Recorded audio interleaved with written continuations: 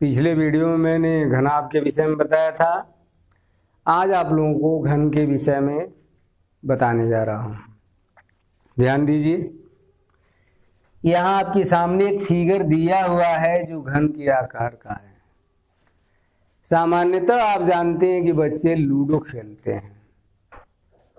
जो गुट्टी होता है पासे जैसा, डाइस जैसा होता है, वह घन के आकार का होता है, क्योंकि उसकी लंबाई, चौड़ाई, ऊंचाई सभी बराबर होता है।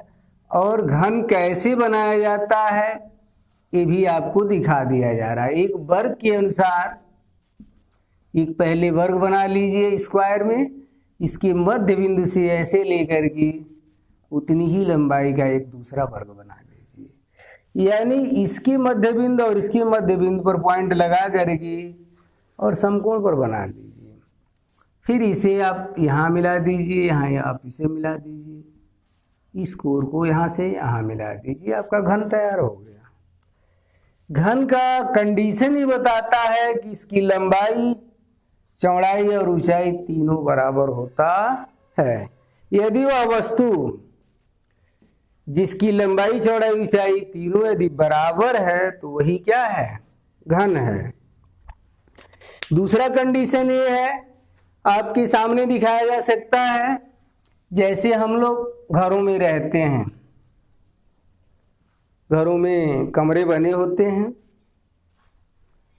और कमरे को मान लिया जाए कि घन के आकार का है। कैसे मान लिया जाए? जिसकी लंबाई, चौड़ाई और ऊंचाई यदि बराबर बना दिया जाए, मान लिया जाए, तो घन के आकार का हो जाएगा। निसंदेह कोई भी दीवार अगर चारों तरफ से एक समान लंबाई का, समान ऊंचाई का, समान चौड़ाई का बना दिया जाए, ऊपर से छत, नीचे से फर्श, तो वह एक घन के आकार का हो जाएगा। अब पॉइंट ये उठता है कि इसमें कुछ फार्मूले बनते हैं जिसके आधार पे आप क्वेश्चन को सॉल्व करेंगे। पहले हम उसको फार्मूले को दिखा रहे हैं, उसके बाद फिर क्वेश्चन पर समझाएंगे।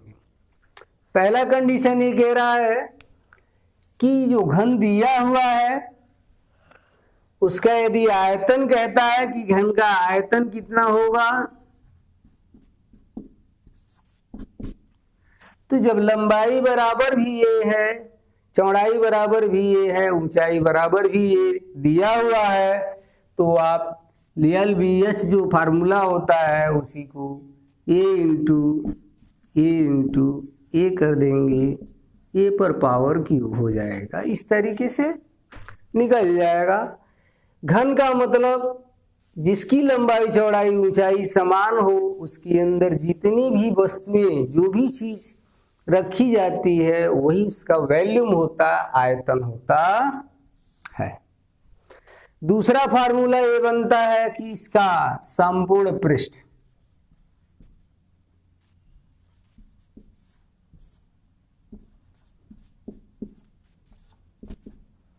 संपूर्ण पृष्ठ में समझना है आपको, यानी टोटल सरफेस एरिया, ये वॉल्यूम है टोटल सरफेस एरिया।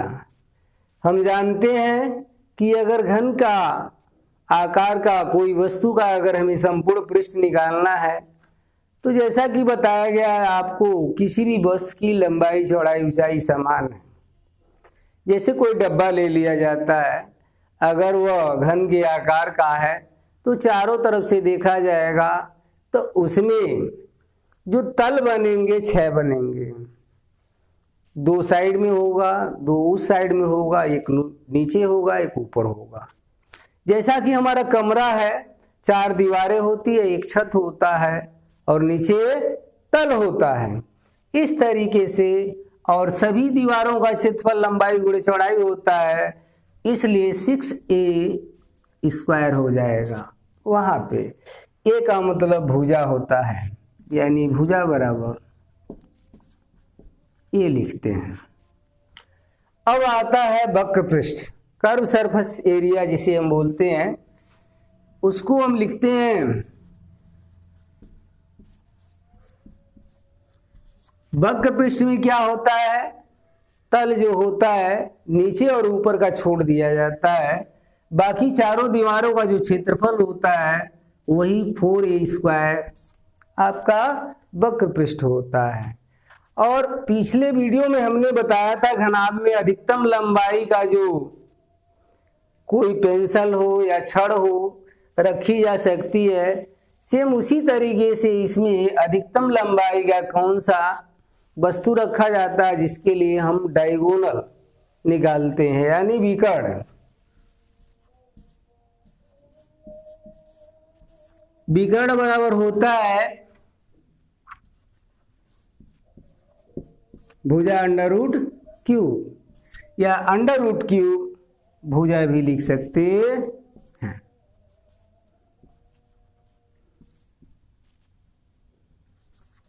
ऐसे लिखा जा सकता है। इस भुजा की जगह पे हम ए भी लिख सकते हैं, यहाँ पे ए लिख सकते हैं। इस तरीके से आपका फार्मूला आपके सामने है जिसे तैयार करना। इसी के आधार पे आपको 5 क्वेश्चन समझाए जा रहे हैं जो कक्षा 9th में भी दिए हुए हैं, 10th में भी दिए हुए हैं, चाहे वो हिंदी मीडियम के बच्चे हो या इंग्लिश मीडियम के बच्चे हों, उनकी किताबों में दिया है। उच्च परीक्षाओं में भी इसी टाइप से क्वेश्चन पूछे जाते हैं। अब पहला क्वेश्चन ये कह रहा है कि 1 मीटर कोर वाला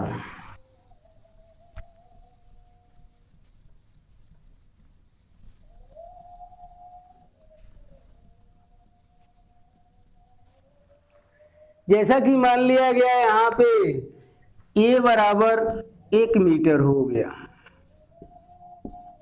1 मीटर कोर यहाँ लिखा हुआ है, यानी लंबाई हो गया, चौड़ाई भी हो गया, ऊंचाई भी हो गया। घन आकृति वाले बॉक्स में 10 सेंटीमीटर वाले कितने छोटे घन रखे जा सकते हैं, यानी इसकी लंबाई 1 मीटर है। कोई ऐसा ही एक छोटा घन है बना हुआ है जिसकी लंबाई जो दिया हुआ है वह 10 सेमी दिया हुआ है, यानी इसमें a का मान 10 सेमी में है और यहाँ मीटर में दिया है। छोटे घन कितने रखे जा सकते हैं, इसके लिए क्या करना है, पहले बड़े घन का आयतन निकाल लेते, फिर छोटे घन से भाग दे देते हैं। आसानी से घनों की संख्या निकल जाती है। तो यहाँ पर लिखेंगे छोटे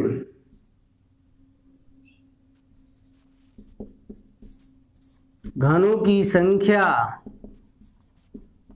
बराबर बड़े घन का आयतन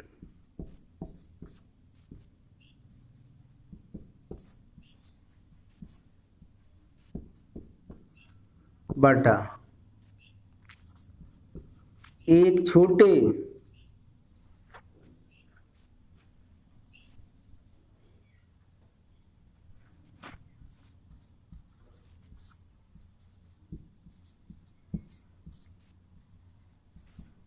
घन का आयतन।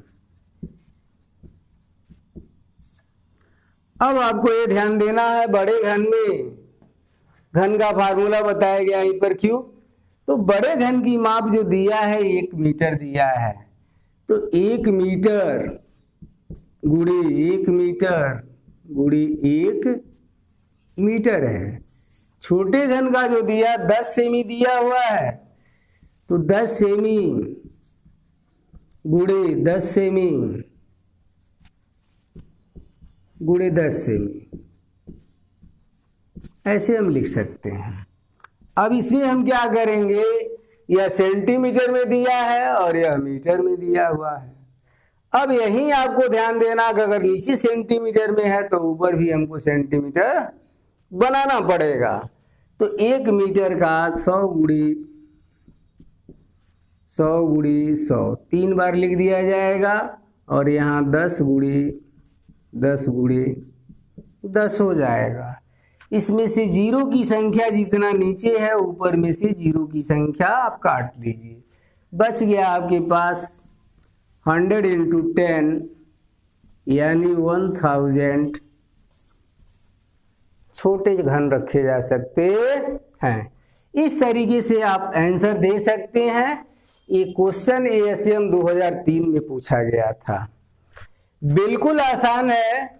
घन का आयतन जैसे ही आप जानते हैं कि A पर पावर क्यूब होता, मीटर वाले को सेंटीमीटर बदल दिया गया तो 2 तिहाई 6 को 0 हो गया उसमें, और 10 वाले में से 3 0 कट जाएगा क्योंकि 10 गुणे 10 3 बार। डायरेक्ट आंसर आप लगा सकते हैं विकल्प पे, बिना टाइम वेस्ट किए हुए आसानी से सॉल्व कर सकते हैं। अगला क्वेश्चन दूसरा जो दिया हुआ है, उस घन का आयतन ज्ञात कीजिए।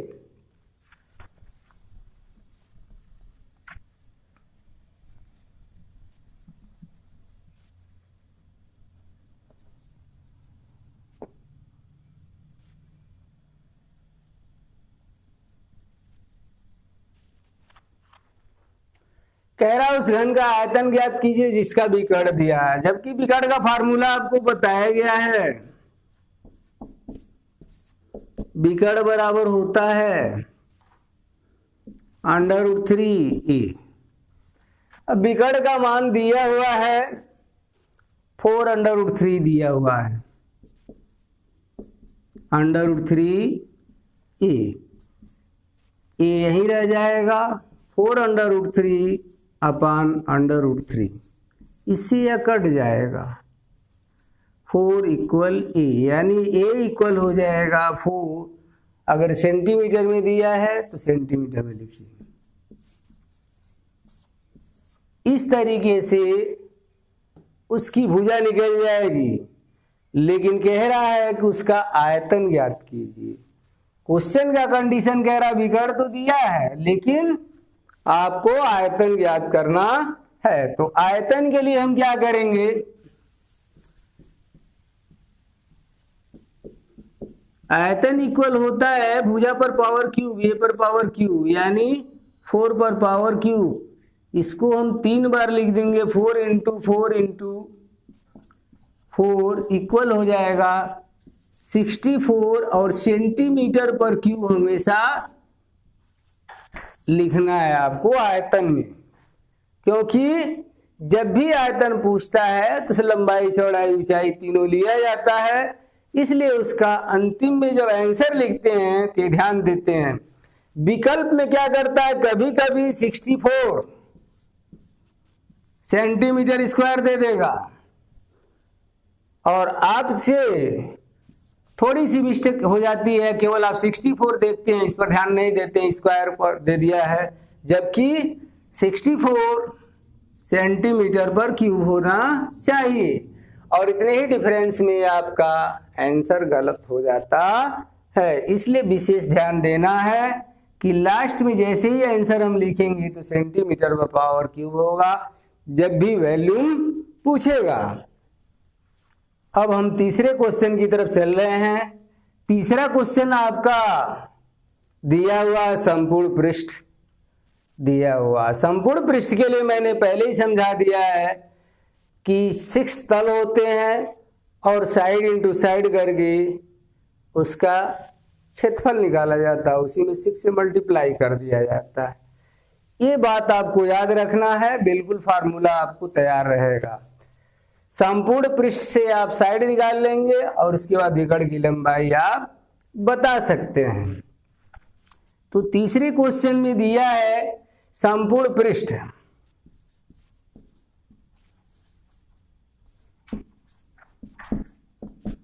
संपूर्ण पृष्ठ का फार्मूला है 6a²।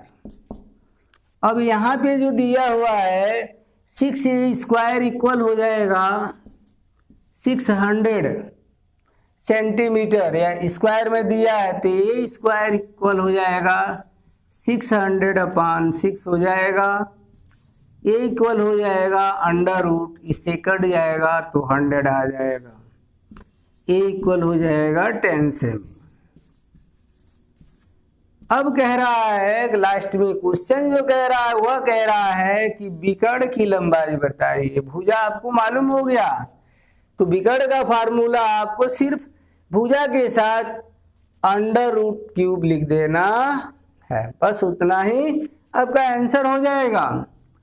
तो विकर्ण इक्वल हो जाएगा a√, क्यूब हो जाएगा तो यहाँ पे आ जाएगा 10 अंडर रूट क्यूब। सेंटीमीटर में दिया है तो सेंटीमीटर अवश्य लिखें। इस तरीके से आपका आंसर आ जाएगा।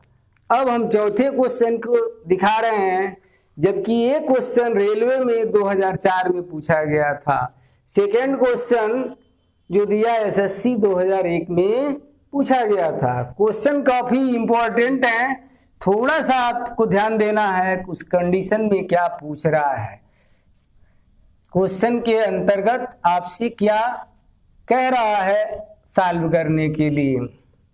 चौथे क्वेश्चन में ये कह रहा है कि दो घनों के आयतनों का अनुपात दिया है, तो उसकी पृष्ठीय क्षेत्रफलों का अनुपात बताइए।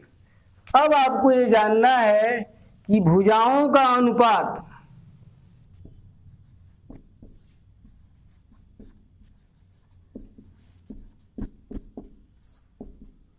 अंडर क्यूब हो जाएगा आयतन,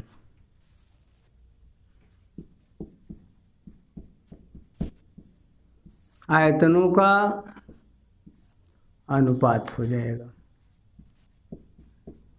बस ये चीज जानना है।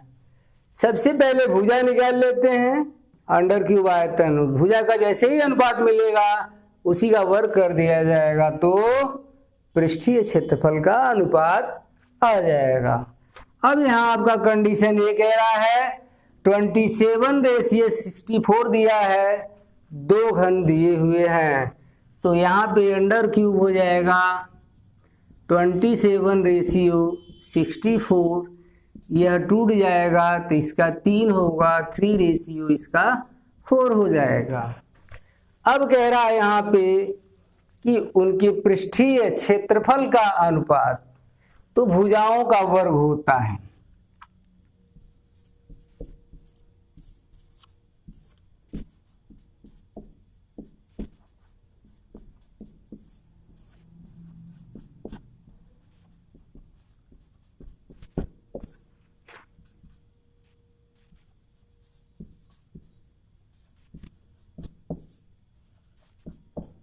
भुजाओं के वर्गों का अनुपात।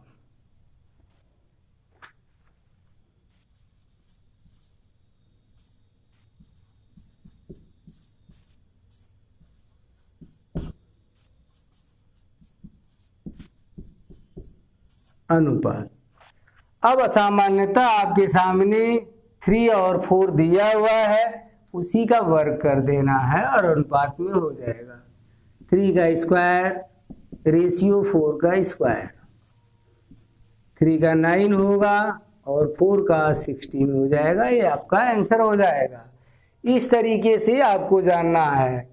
अगर भुजाओं का वर्ग दिया है तो उसको अंडर रूट करेंगे तो पृष्ठीय क्षेत्रफल से भुजा ज्ञात कर सकते हैं। अगर आयतन दिया है तो आयतन इस तरीके से भुजा ज्ञात कर सकते हैं। अगला क्वेश्चन ये कह रहा है, ये क्वेश्चन आपको एसएससी 2001 में पूछा गया था। अंतिम क्वेश्चन ध्यान दीजिए। अंतिम क्वेश्चन में जो दिया हुआ है, कोई वस्तु है जिसकी माप दिया हुआ है 1 × 1 मीटर, यानी लंबाई चौड़ाई और ऊंचाई तीनों ही बराबर हैं। ये कह रहा है कि इस जो यह वस्तु दिया हुआ है, यानी कोई ऐसी वस्तु है जिसमें पानी भरी जा सकती है, वह वस्तु घन के आकार की है, तो सबसे पहले इसका वैल्यूम निकालेंगे। तो आयतन बराबर होता है A/क्यूब। ये बराबर 1 मीटर दिया है, 1/क्यूब हो जाएगा और लास्ट में 1 मीटर क्यूब हो जाएगा। ये आयतन हो गया। फार्मूला आपको याद रखना है कि 1 सेंटीमीटर क्यूब बराबर 1000 घन सेमी बराबर 1 लीटर होता है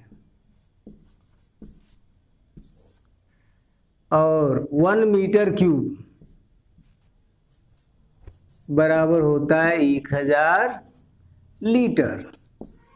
अगर यह चीजें तैयार है तो बिना देखे ही आप क्वेश्चन का आंसर दे देंगे।